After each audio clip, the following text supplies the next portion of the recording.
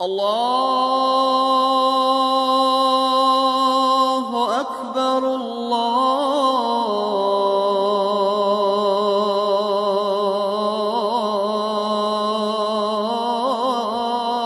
Akbar. 5 orang ini siapa? 1. Lil walidain, orang tua. Antum setelah dewasa mesti paham. Kadang-kadang orang tua tuh nggak minta. Begitu mengatakan, nah gini-gini, datang aja mah. Walaupun nggak ada, katakan, insya Allah mah selesai. Anak bibi nggak bisa nih pendidikannya. Orang infak di jalan Allah. Infak itu, ini yang perlu saya luruskan. Tidak harus menggunakan uang. Infak itu pemberian bersifat materi. Makanan itu infak. Pakaian itu infak. Buah-buahan itu infak. Silahkan berbagi. Walaupun nggak ada uang, bisa kita gunakan dengan yang lain. Cek, kalau antum main ke Auckland, ke New Zealand. Ya, di situ ada donation itu bukan cuma dengan uang. Food, kadang mereka kasih dengan makanan. Ada yang nyimpen ciki, kotaknya di situ. Di kotak infak itu, kotak dalamnya ada ciki, ada beras, dan macam-macam. Sampingnya ada yang uang. Cuman mesti dilihat dulu bagaimana bentuk kotaknya.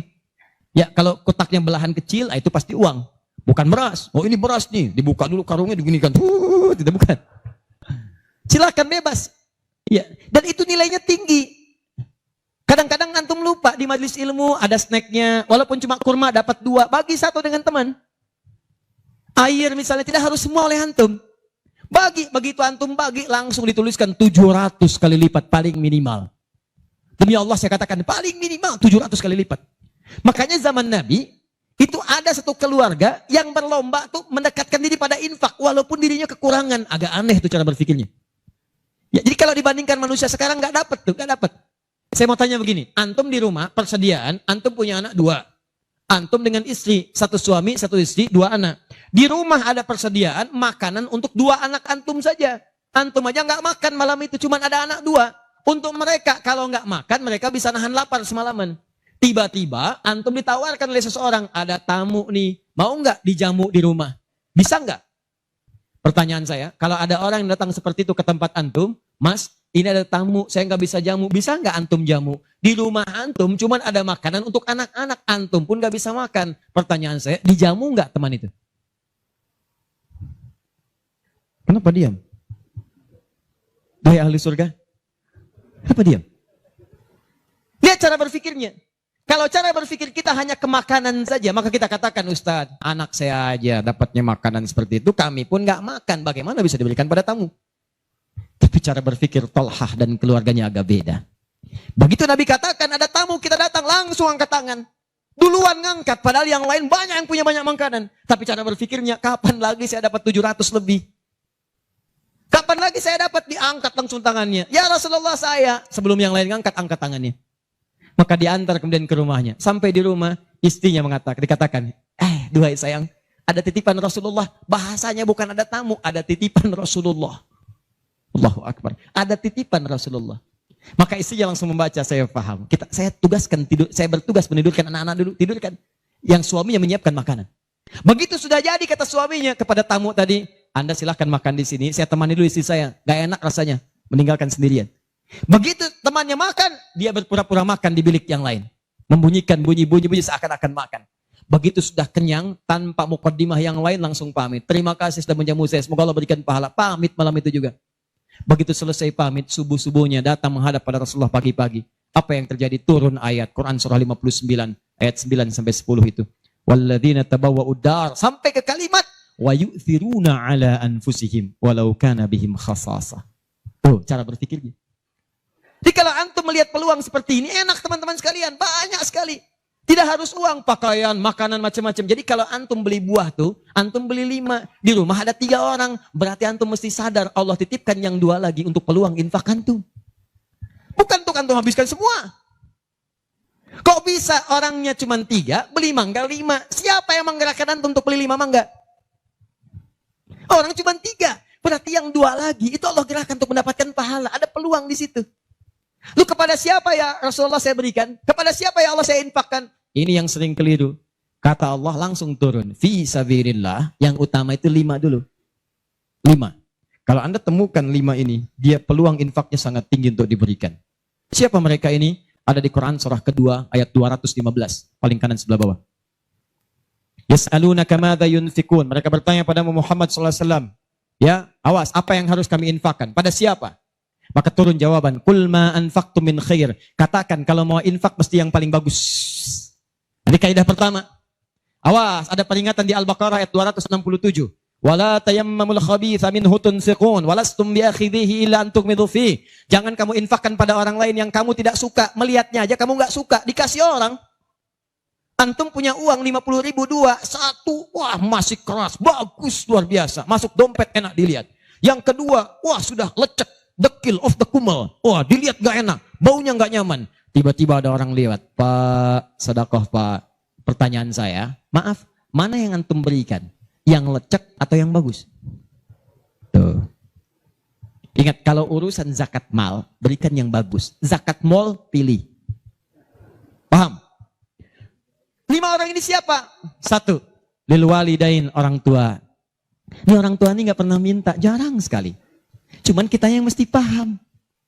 Kan sama, antum pun suka ngasih isyarat. Mama, mama, mama, mama. Oh mau makan, makan. Mama, mama, mama, mama. Boneka, boneka. Antum setelah dewasa mesti paham. Kadang-kadang orang tua tuh gak minta. Gak pengen nyusahin anaknya. Padahal orang tua udah susah. Melahirkan susah, mengandung juga susah, merawat susah, menyusui susah. Sudah dewasa pun antum masih susahin juga. Kapan antum berbaktinya? Tapi kadang-kadang cuma nanya, nelpon apa kabar. Padahal di rumahnya itu Masya Allah lagi kurang beras. Beras kurang, listrik belum dibayar. Kirimkan, sebelum diminta kirimkan. Itu begitu antum kirimkan, demi Allah saya katakan. Di hadis Al-Bukhari, di kitab Al-Adabul Mufrad, bukan cuma mendapatkan lipatan pahala kalikan 700 lebih, tapi ridha Allah turun ke tempat antum pada saat itu. Kalau sudah turun, semua doa yang antum mintakan minimal akan dijawab pada saat itu. Itu rahasianya. Kalau dengan urusan orang tua itu udah gak usah mikir. Begitu mengatakan, nah gini-gini, tenang aja mah. Walaupun gak ada, katakan, insya Allah mah selesai. Insya Allah, berusaha antum. Begitu antum dapatkan seperti orang tua mengusahakan untuk antum dulu, maka pahala dilipat gandakan, ridho turun seketika. Kejar. Wal aqrabin, kerabat terdekat. Kerabat dibagi 2. Ada yang tempatnya jauh tapi hubungannya dekat.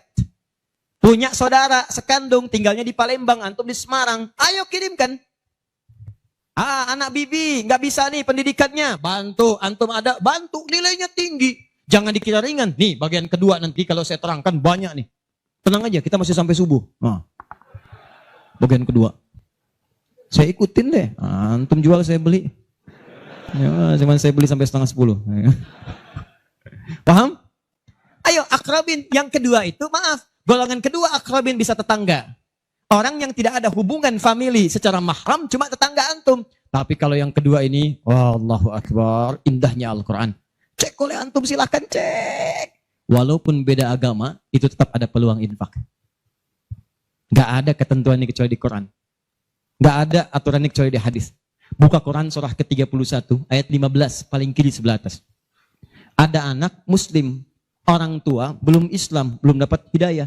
Kata Allah, urusan untuk ibadah pisahkan. Orang tua jangan paksa, doakan dia, silahkan dakwahi. Tapi urusan dunia, wasahibhuma fid dunya ma'rufah. Wa in jahadaka ala an tusyrika bima laysa laka bihi ilmun fala tuti'huma. Urusan ibadah masing-masing, kalau diajak-ajak enggak usah ditaati, tolak dengan cara yang lembut. Lembut. Tapi kalau urusan dunia, bagi. Antum muslim, orang tua belum Islam, antum punya kelebihan. Uang agak banyak, melimpah, makanan ada, bagi. Kata Allah, jangan lihat kemudian kepercayaannya karena dia belum muslim. Bagi. Indah teman-teman sekalian. Dan itu ada pahalanya. Begitu antum berikan, masuk yang halal. Begitu halal masuk, kan haram keluar. Kan cara berpikirnya begitu. Halal masuk, yang haram keluar. Begitu keluar, sekat di hatinya terbuka. Karena yang haram itu saat masuk di hadis Muslim, haram masuk naktah sauda, noda hitam. Noda menutup. Kalau masuk jadi daging dia, antum misal, niyadzubillah bukan antum, ada orang lain konsumsi yang haram. Yang haram masuk ke dalam mulutnya, masuk ke tubuhnya, beredar dengan darah. Jadi daging, masuk ke telinga, Quran surah 6 ayat ke-25. Wa fi adhanihim waqra, di telinganya ada sumbatan. Maka yang haram cepat kedengaran, yang halal susah. Masjid dekat, suaranya dekat, Allahu Akbar, susah. Tapi konser yang macam-macam, yang joget, yang ini, yang itu, nyampe tuh konser di Jakarta, dari Semarang tembus ke sana. Wa ada absarihim ghishawah, masuk ke mata jadi penghalang, nutup. Quran surah kedua ayat ke-7. Gak kelihatan. Orang ke masjid itu bukan gak kelihatan, nampak, cuman gak ada dorongan. Akhi, ayo ke masjid. Ya, alhamdulillah. Nanti. Padahal yang besar lewat, kecil lewat. Yang paling aneh tuh begini. Kok bisa antum lewat depan masjid? Padahal bisa lewat jalan lain. Kenapa Allah antarkan sampai lewat depan masjid? Jadi kalau sudah Allah antarkan ke tempat-tempat yang baik, belum ingat Allah juga, antum mesti diantarkan kemana lagi? Tuh. Kok bisa antum lewat dengar adzan? Padahal bisa antum lewat jalan lain, gak kedengaran adzan. Kenapa kemudian yang dengar antum? Kok bisa lewat jalan itu kelihatan mata? Padahal bisa ada jalan lain. Kok bisa ngelihat? Kalau Allah sudah berkehendak kebaikan, antum masih belum bisa membacanya, masih ditanya. Itu pasti ada maksiat masuk. Caranya keluarkan. Kalau yang haram masuk, masukkan yang halal. Maka yang haram akan dihancurkan. Hancur. Kemudian muncul yang halalnya. Kalau halal sudah masuk, maka hati itu akan mudah untuk mendekat kepada Allah. Doakan. Demikian tetangga kita. Jangan dikira tetangga antum yang muslim saja. Mungkin kita ada non-muslim samping kita. Mungkin ada yang Kristen, ada yang Hindu, yang Buddha. Dalam hubungan keduniaan indah. Silahkan berbagi. Apa antum gak pernah dengar hadis Nabi? Siapa yang masak makanan, baunya sampai ke tetangganya, maka bagilah dia walaupun cuma kuahnya. Tapi maksudnya bukan daging yang antum makan, kuahnya antum bagi. Bukan. Tidak. Maksud hadis itu, walaupun cuma masak kuah, bagi juga supaya dia tidak negatif thinking, tidak salah paham. Antum gak ada ayam, adanya singkong, cuman dimasak bumbu opor. Bumbunya opor, tapi dagingnya singkong. Dimasak gak antum bagi, tetangga bilang, oh masak opor enak nih, padahal singkong. Dibagi walaupun cuma kuahnya. Tapi pertanyaan saya, apakah hadis itu mengatakan kalau tetangga anda muslim saja? Tidak. Never. Walaupun dia non muslim, masak. Bagikan sebelum dia menghirup baunya, ketuk pintunya. Begitu diketuk dia keluar. Ada apa Pak? Ini ada makanan, walaupun sedikit mudah-mudahan bisa bermanfaat. Bapak baik sekali, terima kasih. Bukan baik, Allah yang memerintahkan saya untuk berbagi. Dan saat itulah kalimat Allah mengalir di hati yang paling bening, menghunjam ke jiwanya. Masuk jadi hidayah. Masya Allah, besok-besok dia ketuk pintu kan, Assalamualaikum, udah bisa Assalamualaikum tuh. Sebelumnya tidak. Begitu dibuka sambil mengembalikan yang kemarin, ya panci yang kemarin dikembalikan. Pak, ini apakah Allah sudah memerintahkan berbagi lagi hari ini? Oh. Lumayan. Nggak ada aturan kalau bukan non-muslim jangan bagi. Nggak ada, indah dalam Islam itu. Jadi walaupun anda kasih ke yang non-muslim, pahala dituliskan. Jadi jangan pilih-pilih kalau urusan dunia. Anda masak, ini samping Islam, sampingnya lagi Kristen, sampingnya lagi kemudian muslim, non-muslim. Bagi yang muslimnya, yang non-muslim tidak. Begitu dia ngelihat, kelewatan dipanggil anda. Pak, kayaknya enak makanannya ya. Memang enak bu, cuman sayang ibu kafir. Oh, kok begitu? Gak ada. Jadi bagi teman-teman, silahkan. Dan pahalanya ada, indah. Cuman di kita tuh, coba lihat aturan antum bang aja deh. Kita fikirnya kumpulin lagi. Bab tumbuhan, sekarang kan lagi musim rambutan ya. Rambutan. Tuh, antum di pekarangan ada rambutan, tumbuh. Pohon rambutan, pekarangan antum. Cuman sayang buahnya ke tetangga antum. Terus ke sini. Maka dalam kaidah fikih disebutkan hakun mushtarak. Ini hak bersama antara antum dengan tetangga. Kenapa? Karena antum keluar rumah kelihatan cuman pohonnya. Dia keluar rumah kelihatan buahnya. Dan yang paling menarik, dia udah lihat buah, daunnya jatuh ke bawah. Dan kadang buah jatuh ke sini, membuat dia kesulitan.